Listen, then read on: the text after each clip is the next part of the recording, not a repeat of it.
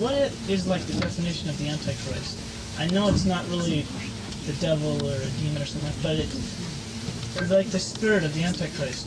What is it? Well, Antichrist is several things. One, it is the man who will come at the very end of the world. He will be a man. There are various characteristics of him that fathers have written various treatises on the subject, describing what he will be like. He will be a man, a Jew, the tribe of Dan, will rule in Jerusalem, will be in the temple of Jerusalem, which will be reconstructed for him, and be the world leader before whom everybody bows down because they recognize that he is religious and pious and kind and loving and all those. That's why this ET thing is dangerous, because Antichrist will be precisely that. He will evoke emotions of love and kindness and everything else.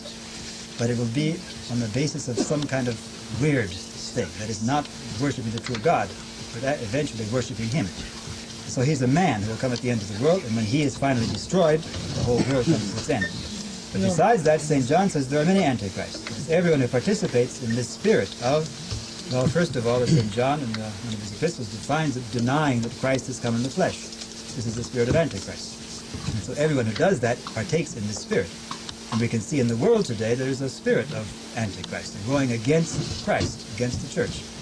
And all that spirit is the spirit of Antichrist. It finally achieves its form, its incarnation, like it as it were, in the one man who will come at the end and imitate Christ. Undoubtedly he will be 30 years old when he comes to power and do many of the very same things that Christ did. And it will be some kind of demonic marvel by occult power.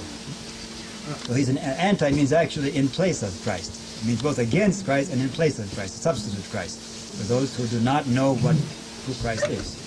Not a certain question. How can one I think it's interesting to put this in parallel with the saying of Jesus that good deeds cannot emanate from the bad source, right? Yes. How does it work with Antichrist? I mean, because his deeds are good in seeming. They seem to be good. And he's doing kind deeds in order to trap men. But we see that in everyday life.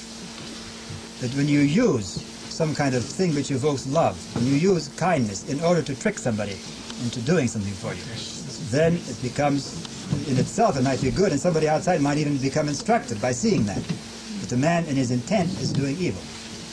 And therefore that evil that's good becomes submerged in the evil he's doing.